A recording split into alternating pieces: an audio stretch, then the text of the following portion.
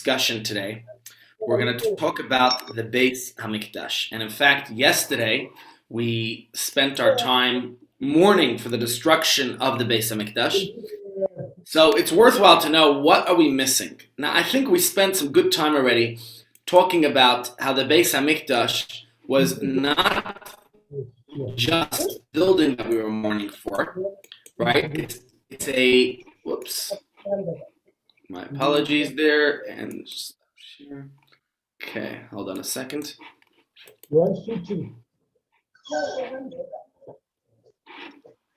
Just a second, guys.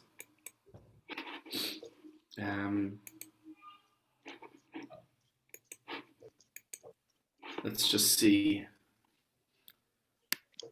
the tests of getting things done here. Now you can see how my computer is operating very slow. Just a second, guys. Let's see if you can see now. Okay. All right. Hopefully this works. Okay. With that in mind, ladies and gents, we said we're going to take time today to talk a little bit about the base of Hamikdash. Since we spent the last few days last week and yesterday morning for the base of Hamikdash and talking about its history, talking about what we lost with its destruction, I think it's worthwhile to talk a little bit about what it is, right? We have to know what we're talking about. In fact, those of you who get our Wellsprings magazine that we send out each week, and by the way, we send our parcels out now on a 3-week roster because our lists have grown and it's not practical for me to send every single person every single week, just short of manpower and short of supplies. There's about 800 people plus, more than 800 people on our list now, Canaan Hara, and we want to help everyone. So this is my recommendation. If anybody wants to get the weekly booklets that we make, Wellsprings and Brain Games, plus if you want to get a copy of the Jewish Report, then you could come by to Chabad House on a Friday afternoon, where you could see our whole operation, everything that's going on, the booklets, the packages, the whole production. And you're welcome to take a copy. If you want, you could take a few copies for any people that you believe need. And our system, we thank God, by the generosity of a person in Israel, we have been able to have an app that helps us with our deliveries. It was specially made for our kind of a program where we're delivering parcels to so many people, and the system keeps track of who gets what and where. So thank God, it's a very good system. It helps us do this in the best way possible. But we can't give everyone every week. It's just the system is this way for now. Obviously, if we get a lot more donations, maybe, and manpower, it's not just donations, it's also manpower, then perhaps we'll be able to expand it that everybody could get every week. But our food parcels are designed in a way that should be able to last anyone who gets them a good 2-3 weeks. I hope. Your feedback is always appreciated. Strangely enough, I usually only get feedback from people when they didn't get their parcel that week. Nobody tells me, if it was good, if it helped them, or anything like that. So that's also good and helpful that we could tell donors, look how it's helping people, that people appreciate it. And just be a nice thing as well. So just a side note about that. But whatever the case is, our weekly booklets, we had a story last week, and it's a great story, and it reminds me of the story of Einstein that I've told you previously. The story goes that there was a kid who was traveling from Jerusalem to the Galil. Okay, so Galil is in northern Israel, and Jerusalem is in, the center. And he's walking. It's in Talmudic times. There were no cars, and there was no ways. There was no kind of instruction. Maybe there were maps then. I'm sure there were, but he certainly didn't have our modern systems to direct him, to tell him, to show him the way. So how was he to go? So along the way, they had signposts, obviously, along the way. And the problem was that as he was traveling, the sign was broken down. And with the sign down, he didn't know what's the right way. How are you supposed to go? So what would you do? Right? You came to a fork in the road, or a fork, a intersection goes 4 ways. How do you know? You're supposed to go to the right, to the left. The sign is down. And very simply, what this young man did, the Talmud says, is he put the sign back up, and he knew at least where he came from. We know where you're coming from, you know where you're going to go to. So he was able to put the direction to be Jerusalem, because that's where he came from, so that's what he knew. He knew he's coming from Jerusalem, okay? He could put Jerusalem as the background where he's coming from. And by knowing where he's coming from, he knows which way he has to go. It's like the story of Albert Einstein that I've told here before. Don't stone me for repeating stuff, but that's what I do every day. The story goes that Einstein's on the train, and the conductor's coming around collecting the tickets. And when he gets to Einstein can't find his ticket. He's searching where it is. So the conductor says, you know what, we all know who you are, Albert Einstein. We trust that you bought a ticket. It's okay, don't worry about it.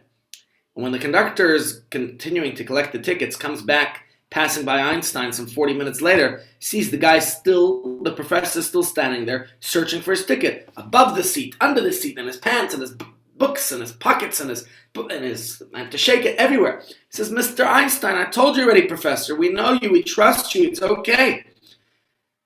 So Einstein looks up at him and says, Mr. Conductor, I also know who I am, but I need to know where I'm going. And the idea of these two stories is, on the one hand, we have to know where we're coming from.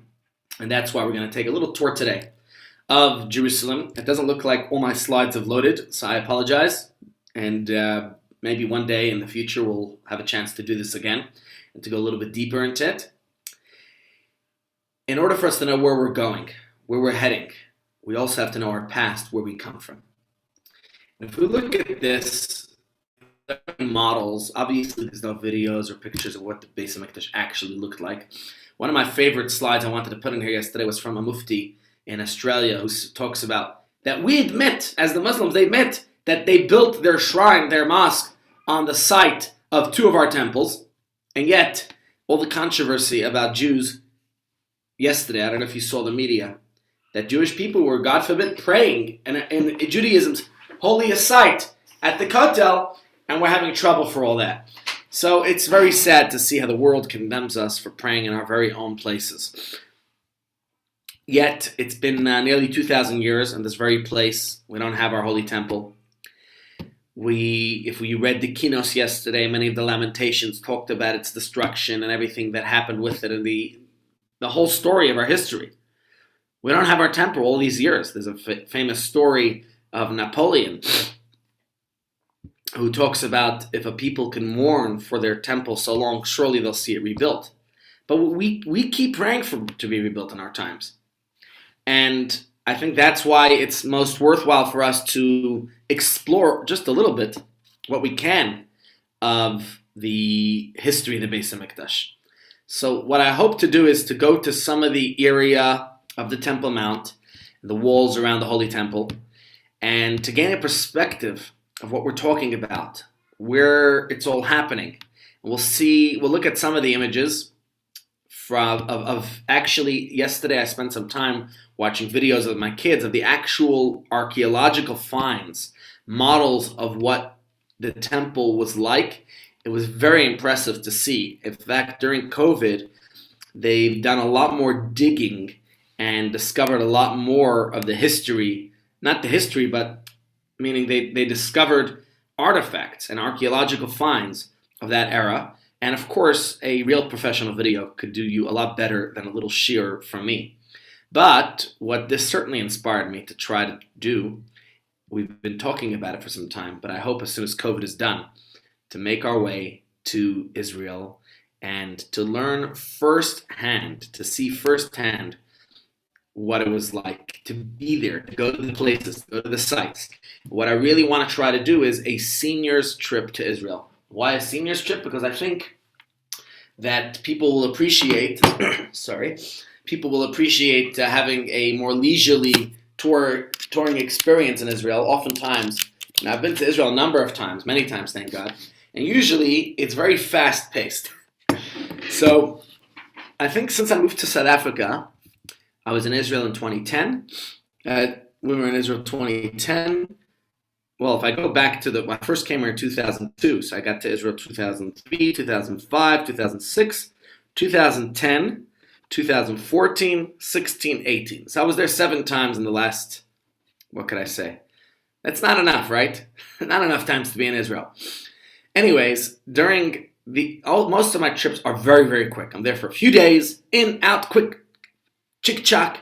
So my dream of creating a proper tour to Israel for a group like us would be to have a very slow-paced tour. I mean, I don't want to say too slow, but at a pace that people who are not spring chickens anymore could take their time leisurely, and that's really what I want to do. So if anyone's keen, let me know, and we'll try to work and organize Yes, yes.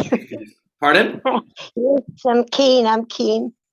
Good. I'm happy to hear that. So at least there's 2 of us now. Okay. Hopefully we'll get a few more on board. Otherwise, the 2 of us will go. Maybe I'll bring my family with. That's 10 of us. That makes 4. 2 of us here are keen. That makes 4.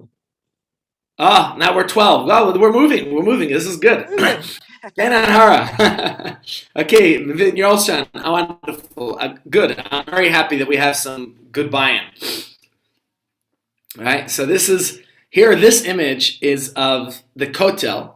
In fact, this is the picture that I saw yesterday that I put it in. This is the picture that the Mufti posted. This is the Kotel in the 1920s. It's a picture of people praying. And the irony is, it's from a Palestinian magazine talking about blind Jews praying at the wall. That's what they called it. So that's the name of this picture. But echoing the words of Napoleon, that a nation that still remembers and mourns the destruction of something that was so long ago will surely see it rebuilt. And I think in our time, we are already experiencing, we're seeing it firsthand. We see how this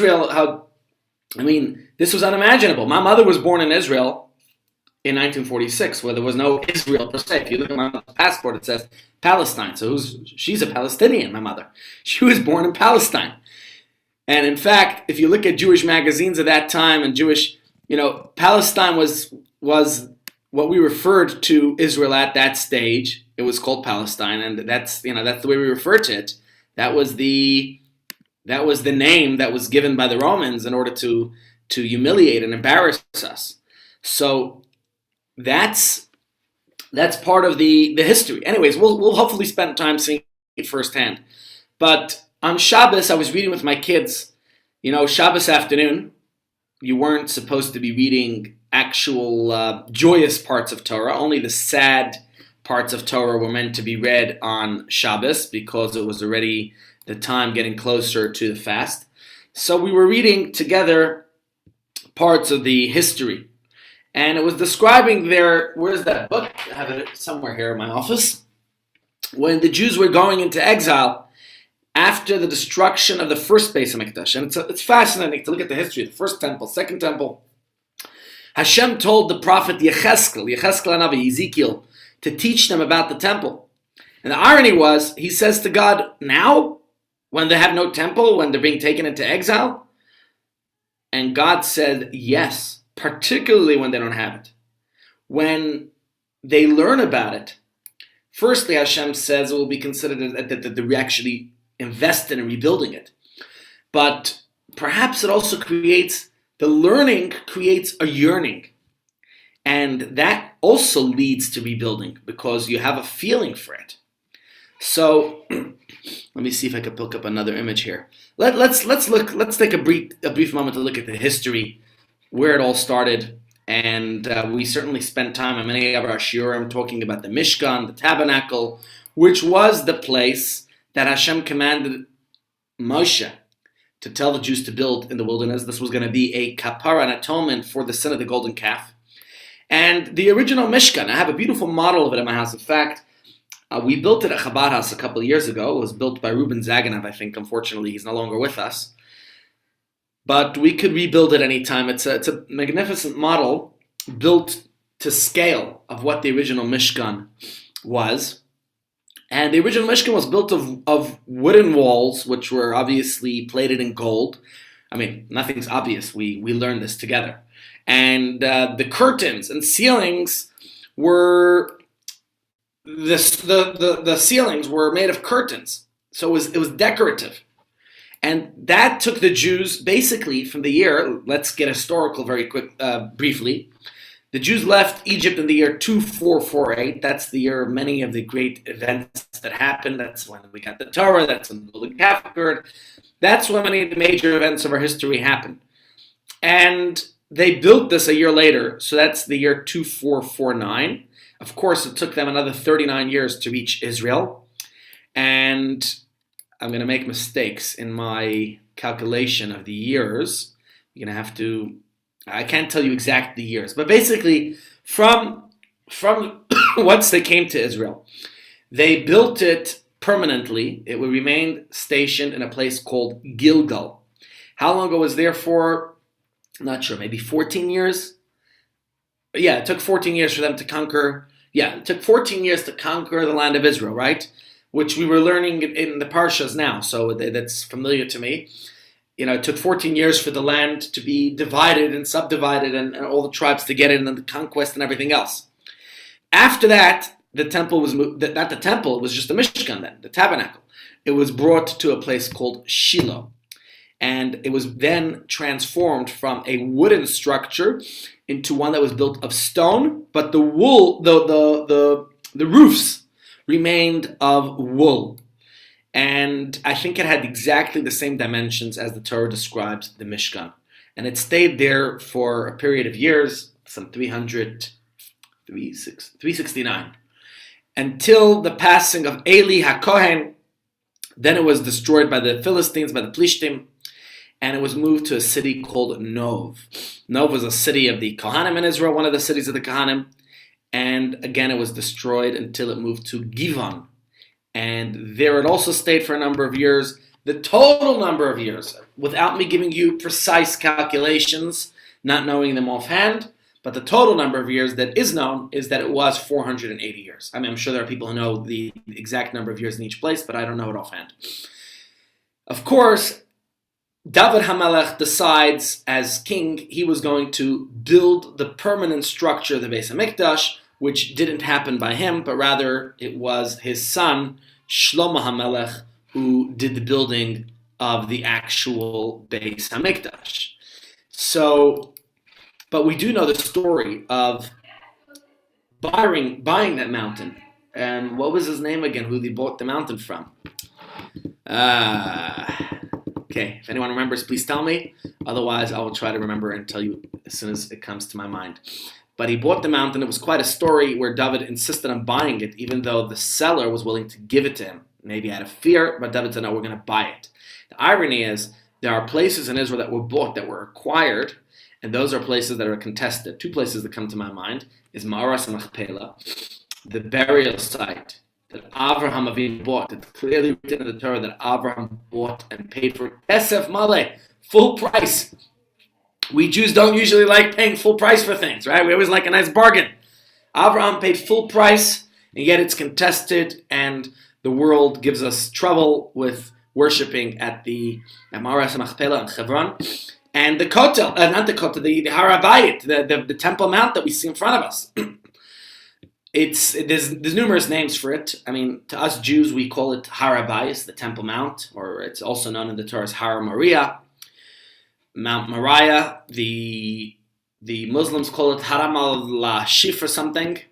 I don't know exactly the meanings of all their names. I mean, I do in context when you read it, but they have different names for it. The nobles saying. Now, just interesting, for Muslims, it's the third holiest place. For us Jews, it is the world's holiest place. The thing is, I always wonder when I come to Israel, you look at it, depends which direction you're looking from. It's not a very assuming mountain. It's approximately 2,400 feet above sea level. And if you look at it from different directions, if you look from Nahal Kidron, which is a valley on one side, it looks quite impressive. And even if you look from the other side, from Emek Rephaim, from the other valley, so I think that's the maybe east and south sides, then it's somewhat impressive. But on the north and west sides, it's actually level with the other ground near it. So it's not like this impressive. It's not Table Mountain. But I mean, practically speaking, the reason for that probably is because the amount of times that there was destruction of the temples, of the history, and just they didn't have rubbish removal in those days. You just build on top of it. So this video I was watching with the kids yesterday, fascinating video. I'm sure if you Google, you could find it. I mean, I'm talking about a video that was just released yesterday of the archaeological finds beneath the Temple Mount, which the Palestinians were protesting for a very long time. They obviously don't want us to find Jewish history there. And they show you how it was just built one city on top of another city. When one era was destroyed, they just built on top of it the next era. That's the way you do it. And I mean, today I think it's different, but that's the Temple Mount, and that's possibly why some areas of it are just level ground, and it doesn't even look like a mountain from certain areas. If you go back into the history, the first Beis Hamikdash, right when Shlomo HaMelech becomes king, he begins construction, and we're told, it's in Tanakh, it's in our literature of the scriptures and the books of the prophets, it talks about it took 7 years for the first Beis Hamikdash to be built. It actually lasted 410 years. Second Beis Hamikdash lasted 420. So if you want to try to keep those calculations in mind, these are numbers we remembered as kids in our GQ, is that what it was called? Our GK, our general knowledge.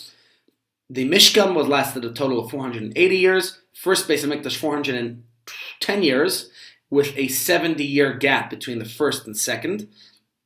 It took 70 years, and then something like 70 years. Historians probably have the exact calculation until they started rebuilding it. And the second temple lasted 420 years. The only things I'm not certain about if that includes how long it stood for or from construction to demolition. I don't have the exact numbers, but then again, when we do our tour in Israel, we'll get the accurate numbers.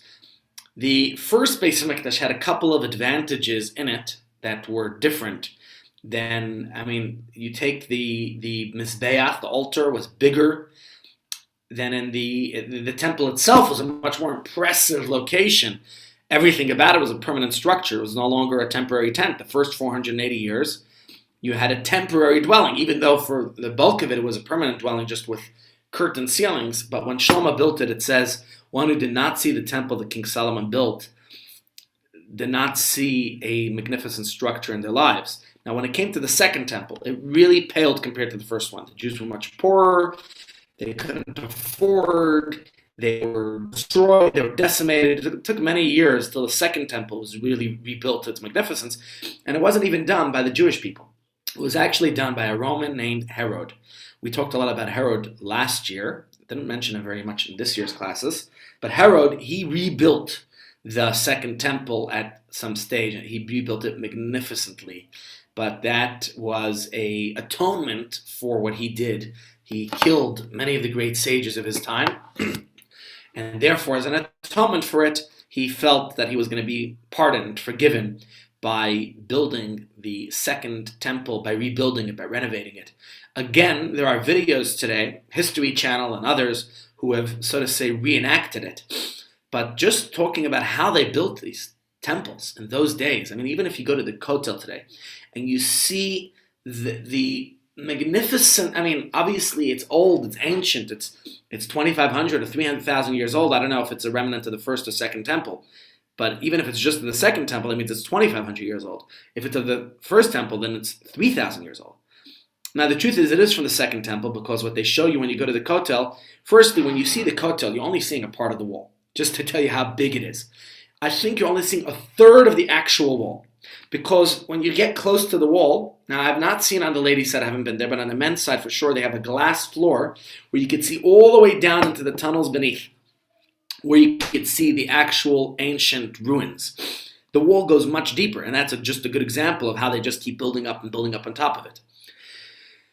Now, what's interesting in this diagram on the right is that water. Do you see the water going in over here? Let me just point with my, can everybody see I'm pointing with my mouse? Yes? There's actually a way to use, I'll try to learn how to use it, that it's not just a mouse, it could be magnified. I'll try to do that for future classes.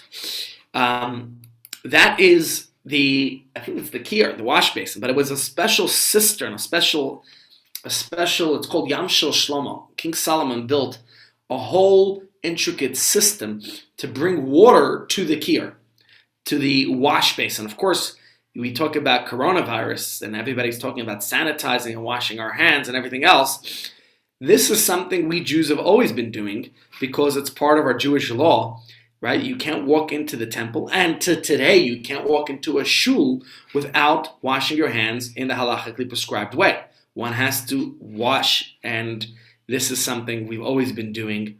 So there was a very sophisticated system that King Solomon built in order to bring the waters in.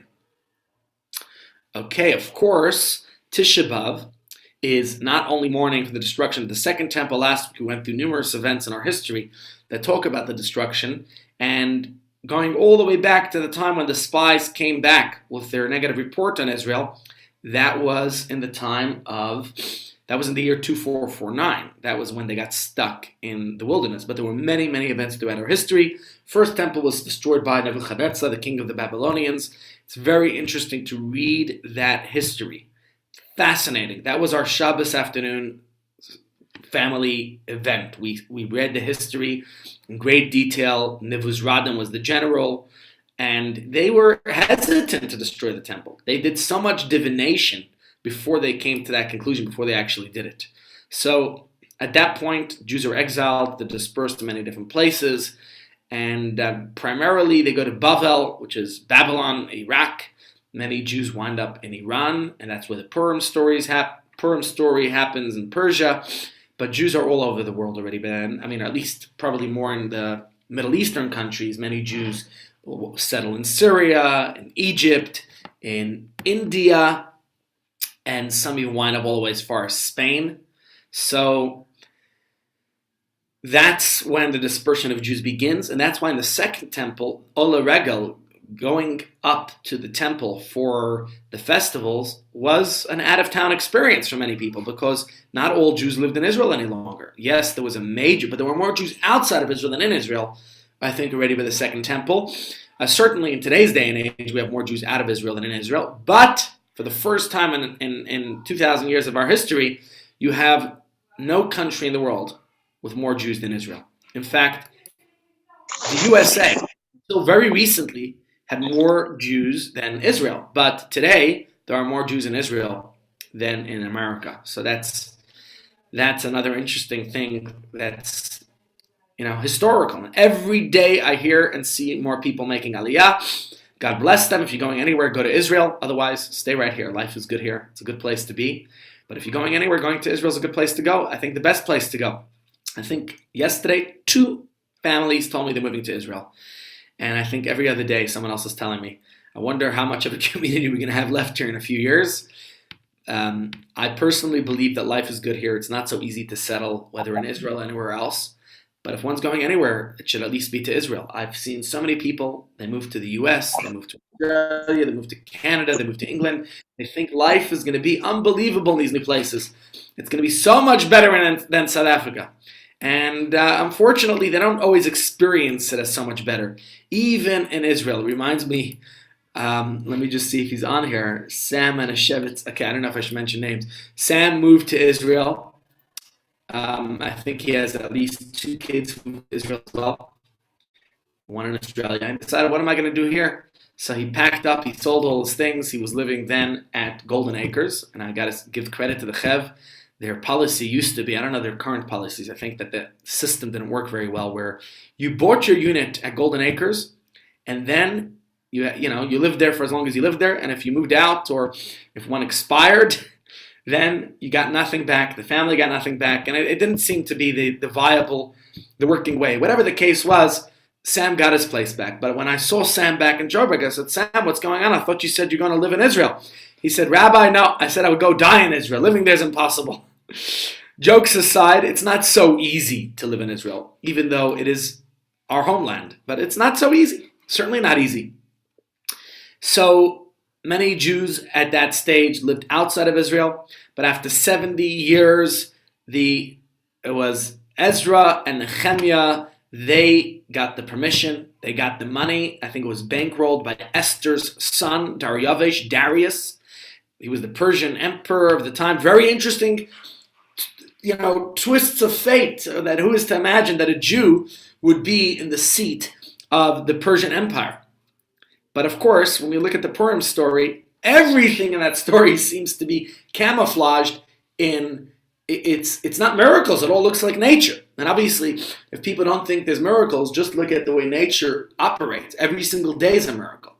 And the Purim story is an exact example of that. God's name not even mentioned in the Haggadah and the Megillah, because it's showing us how every event, all the different steps of that throughout that history, it's all camouflaged in nature, but it all works out. So at that stage, they were given the money from the Persian Empire, and many Jews returned to Israel, and they start rebuilding the Beis Hamikdash. I can't give you exact years, although it's probably very easy to calculate those years, because if the Second Temple lasted 420 years, it was destroyed in the year 70 in the Common Era. You could just do the calculations, which I won't do right now. So, what else could we say about this? I'm sure there's a lot in the history of the Second Temple. Like I said, it wasn't as magnificent as the first until Herod renovated it. People didn't have the money then, and it took a lot to renovate it. But of course, the history of the Second Temple itself was fraught with many challenges. Remember, the Hanukkah story happens sometime in the middle. And the Hanukkah story isn't just in a vacuum. This was after years, the Persian Empire falls apart, the Greeks take over. Over Tisha B'Av, I watched a video series about the Second World War with my kids. It's fascinating. It's crazy to see the world dominance that Hitler and Yimach Shemer wanted, but also to see how many Western countries were just colonizing countries all over. So all of Africa was basically divided by all these European countries. I think basically every European country had a slice. Italy has Ethiopia and has Libya, and France has other countries, and Germany has Namibia, and the Brits and the Dutch are fighting over South Africa. Everyone's entitled to land in Africa except for the Africans, which is the same thing to Israel. Everybody's, the Crusades, every country wanted to rule Israel, but not the Jewish people. Finally, we have our turn. So this image is actually of the Mizbeach being built, the altar. And offerings were brought even before the full construction of the Beis Hamikdash. That was the main purpose, one of the main purposes, where we worship God. Louis, you have a question. Here you can see some coins. And what's interesting is, in the video I was watching with my kids yesterday of the full blast. It's not on. What do you say, Louis? It's not Louis? on full blast. What's not on full blast? Okay. Sounds like it's not for us. Okay. So what the archaeological finds were discovering was these coins. And coins tell a lot about the history of that time, because they've been finding coins, many, many different coins telling the story, even during the revolt and during the, like, for example, these pictures are from the story of Hanukkah, okay? That was a period of Jewish history when not the Romans, the Greeks tried to take over Israel. Alexander the Great, he was the world colonizer in his time. He was controlling Israel. He was a good guy, Alexander, at least to us. He certainly ruled with an iron fist around the world, but he was good to Israel. But at the end of the day, he was succeeded by very evil successors like Antiochus, who tried to, the whole Hanukkah story that we know, the history of, it wasn't about annihilating the Jewish people as a people. It was about eliminating the spirituality within us. That was Antiochus' objective. Unlike Hitler, Hitler was the worst because he tried to destroy the Jewish people as a people. What's interesting is the video I was watching about the history of World War II really makes no mention of that, but I guess they're talking about more of the war, the fighting. Anyways, the Greeks had control of Israel for a number of years. I'm not giving you exact numbers today. Sorry, but then it was the Romans who took over. It's actually a very sad story how the Romans got invited, because when the Greeks controlled Israel and we fought back for it, remember the Hasmonean, they were very righteous. They liberated Israel at the time. But unfortunately, their successors, their descendants, there was infighting about who could control Israel. Now the biggest problem was they took over the monarchy, the kingdom of Israel. And really, the kingdom was supposed to be from the tribe of Yehuda. They were Kohanim, so they really shouldn't have had. They meddled in the wrong affairs. Just a second, ladies and gents. Yes, sir. Not playing your music thing. Not right now. No, not right now. I'm in a class. Okay. The tragic story was of two brothers from the Hasmonean family. Trying to remember their mother's name. There's a famous street in Jerusalem that's named after their mother. Maybe it was Queen Helena? I don't think so, no. Queen? Okay, we'll remember soon. But she had two sons, and you can even see it in their names. I mean, one was Aristobulus, and the other was, who remembers? Was it not Hyrcanus? It was? You see, I'm forgetting. This is the problem when you read things and then you don't revisit them often enough. Or maybe it's my old age. I don't know which one it is. If anyone does remember, please feel free to post or to interject. But these two brothers, now, reading their names, you wouldn't even think they're Jewish because they have Greek-sounding names. But that's what happened. The Jewish people became very Hellenized, assimilated into society. And they tried to be like the rest of the world. I don't think it's very different today. Here in South Africa, thank God, we're a proudly Jewish community. But even in Israel, we find that, if Israel's the first time in Israel's history since 1948 that we have a kippah-wearing prime minister. It just tells us what standard we're up to. If we're going to be judged in 2,000 years. Anyways, they were fighting over the kingship of Israel. One of the brothers went down to the Romans. Pompey was trying to conquer the world at the time and got the Romans on his side. And unfortunately, that brought the Roman invasion into Israel. Where they came, they started collecting taxes, they started imposing their rules and regulations. And it went that way until the Jews, or many of the Jews, no longer wanted to be ruled by the Romans. And here, for example, Herod was a Roman governor in Israel. And, his parents were forcefully converted to Judaism. So I don't think he married a Hasmonean, so his wife, his children were Jewish. I don't think he himself necessarily accepted Judaism. And we know the story. He killed many of the sages, and this was his tikkun, his rectification, his reparation, was to rebuild the temple. Because one of the sages at the time, Baba ben Buta, tells him, you put out the light to the world. By killing these sages, so light it up again. And it says the building he built was so magnificent. People used to come from all over the world to see the magnificence of the temple at the time. So he really built, he renovated the structure. He invested so much into it. It describes how, for example, parts of it looked like blue, white, and green marble, which made it look like waves of the ocean. And, there were various features and real gold. And some say that the sun beating on it created this image of the temple itself waving, like looking on the road on a hot day, So the Gemara says he made it most magnificent. He really renovated it. But he himself was a bad person. He was an awful tyrant. But if you go to Israel, I remember my last tour in Israel in 2018, most recent tour, I should say last, please God, we'll have many more. We went to his place. There's a place called Herodom. It's like a whole city he built for his family. He built, Masada, which was the last strong holdout to the Jewish people, where they, again, it's halachically incorrect what they did, but we got to learn from our history, where they had committed a mass suicide, and there were one or two survivors at the end who were able to tell the story. So he built these amazing structures all over Israel. And he was very particular with every single detail of them. You see his architecture, his style. He had his signature style.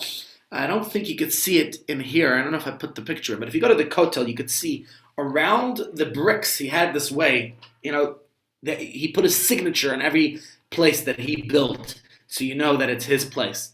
And he built very many famous places in Israel, or rebuilt, like Maras HaMachpelah. He rebuilt the whole structure around the cave where the patriarchs and matriarchs are buried. He built Caesarea, Masada, other places. And very, very magnificent structures throughout Israel. The Gemara tells us that kol mi shelara binyan hordus lara binyana. If you did not see the structure of hordus, you don't know what a beautiful building is. And we're told that there were tourists coming from around the world to see it. It was this most magnificent structure, greater than any of the other structures that existed till that time, or perhaps during that time, or maybe even since that time to some degree. You take into the fact that near Yerushalayim was a road, they called it the King's Road. It was a route that connected civilization. It was the what do you call it, the cross path of the world. So Israel was always the center of attention. And this building became one of the wonders that people from all over the world would come to gaze, to marvel at its beauty. It was like a tourist site. Okay, they would bring offerings to God when coming. And in fact, the verse says about the temple, Ki beisi beis tefillah yikareh l'chol ha'amim, my house is the house of prayer for all nations. So the problem, though, was that he didn't just renovate the temple and make it most magnificent and beautiful. He also brought a lot of outside, what would you call it, outside, tumah, impurity to Jerusalem. He built theaters and coliseums. Jerusalem had a place for theaters and coliseums. And obviously, we eventually did not deserve it any longer, and the temple was destroyed because, the Gemara says, if we want to look at the inside cause, the inner cause, the reason for the destruction of the temple was sinas chinam, that baseless hatred. Perhaps we could end today. There's so much more, but I want to share with you a beautiful story of the Rebbe that here. This image just gives you a little bit of just to see the historical, the archaeology, what was there, how it all looked.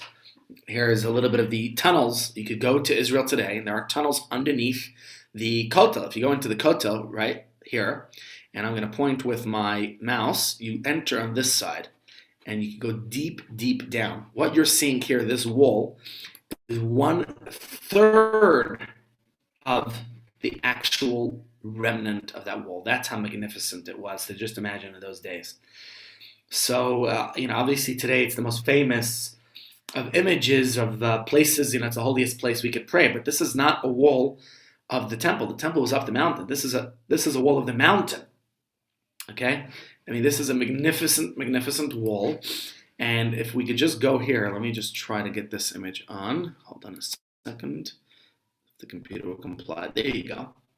So here you could see, you see that red section right here? This red is the Kotel. Okay, this is a model of what it would have looked like back in the day. This red section is all you see of the Kotel. So it goes way above it, which was all destroyed, and way below it, which is all still present. It's all there. I don't know the exact measures offhand, but it was huge. Okay? And today's part of it is just a small, small part of what the Kotel actually looked like. Let me put on one or two more images before we conclude today's shir. Apologize, I have a meeting at 11 o'clock that I have to be at. It's on Zoom, so I could just move straight from here to there. But here you go. Here you can see the ruins. I was there myself. These are, you could take pictures, you could be there, you could walk in the ruins of the temple. It's closed off to visitors. It's a little bit of a dangerous area. There are still some falling stones, but you could find all of these ruins. You could walk there in the very same place. And this area is called Tyropean Way, and in Greek it means cheesemaker. Some say that the people used to sell cheese there outside the temple, but I don't know exactly the reason. Okay? I think we'll have to experience it in person when we go and see what it's all like, right? So you could see there were a lot of storefronts, and you could see this from the archaeological findings and the historians to show us what was there. There were many, many shops outside. Lahavdil, I guess like any famous tourist site that you're approaching, there'll always be stalls and shops. And before people came to the temple, you had to have money changers, and you had people who sold food and drinks and all the other things. And you could see there was a major, major place of commerce outside. If you go into what's that place called? It's It's in the old city. Okay, now I don't know if that's from the temple times or from the Roman era, but there's a whole ancient marketplace that they excavated, and it's amazing to see exactly what it looked like. So, but there were also holy things that needed. People needed to buy animals and birds for their karbanos, for their offerings, and people needed. The reason why there was money exchange was not only because there were foreigners coming in, but also because anything that came into the Temple Mount had to be holy and pure. So you exchanged your impure money that perhaps, remember we discussed the laws of purity and impurity in previous weeks. So the money also had to be pure. And so they had to do that exchange outside. This will be our final slide for today. And I don't know if we should continue this tomorrow or go into other aspects, but this is what I wanted to show you. This was Herod's, and obviously you're looking at a picture in the tunnels. But if you go to the Kotel, you'll see it firsthand, but here you could get an idea. Tools were not allowed onto the Temple Mount, okay? Imagine the majesty of such a construction site without the noise, without all that, it just wasn't allowed. So the type of stones that are used, they're very unique in the way that they're smooth, and they have this margin on the outside. So you could see the margin of each stone has a margin around it, and how they were actually, that was Herod's trademark of how he did it. But there was no mortar or cement that was used, probably because that would take, I don't know, a lot of wood for baking the whole process. And wood then was considered a luxury. In fact, perhaps I'll give you a shir later this week about wood during this time of the year. It's a fascinating story, the way they would chop wood for the altar, for the Mizbeach. And the chopping season would end on Tu B'Av, because any wood after that, they say it would become wormy, and it wouldn't be of a good quality after that. It tended to rot and decay. Okay, ladies and gents, I'm going to have to conclude here for today. And another time we'll have a chance to continue with this and look at this. To tell you the truth, you could probably do a much better job watching videos and History Channel and other places describing this in a much better way than I can. I can just tell you when I was there, I learned these things, and it's worthwhile to share it with you. But learning them firsthand from the tour guides who are there, who are on site, is probably a lot more effective, and I think the best way to do that is to go to Israel. I just want to conclude by telling you there's a community in Florida that I'm in touch with, that I'm close with, that are going to Israel today as a community on a tour. I don't know how many of them, close to 100 people in the community going to Israel. It's just amazing and inspirational to see that there are communities. I don't know what's with COVID there. I guess everybody's vaccinated and they're allowed into Israel, so they're making the way into Israel. Hopefully we'll be safe soon to go to Israel too, and I look forward to do this experience with you in person. Till tomorrow, see you then. Zag gesund, we'll probably